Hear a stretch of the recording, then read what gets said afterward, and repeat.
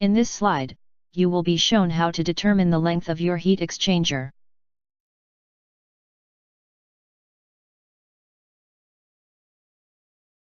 Heat first passes through the hot film of the process water. This is where the temperature changes from capital T to capital Ts on the inner surface of the inner pipe. The thermal resistance is 1, divided by H times A.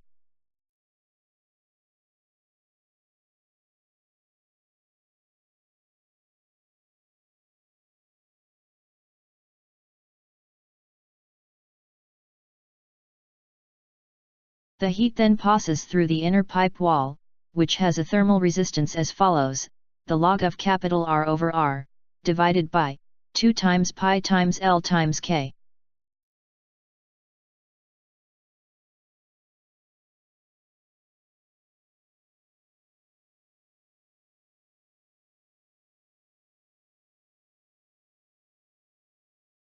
Finally, the heat passes through the cold film of the cooling water, where the temperature drops from Ts to T.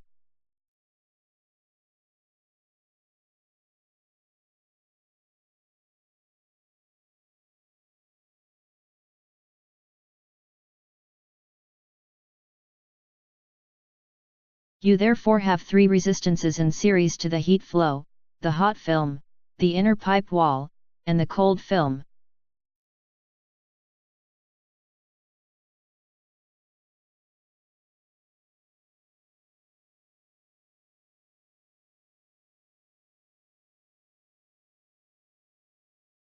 Q is therefore equal to the overall average driving force for heat transfer, delta T log mean, divided by the total thermal resistance.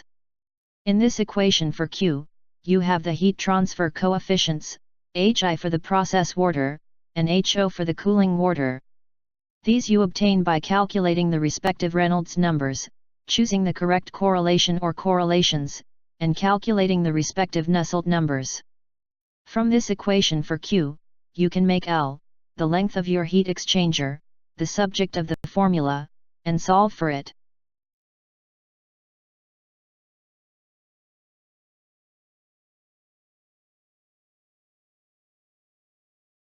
Delta T log mean is like an average driving force for heat transfer, which you should use in your design.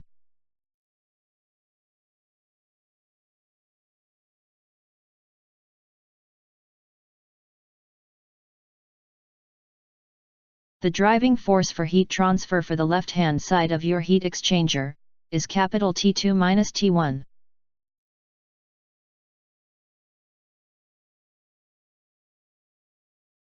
On the right-hand side, the driving force for heat transfer is capital T1 minus T2.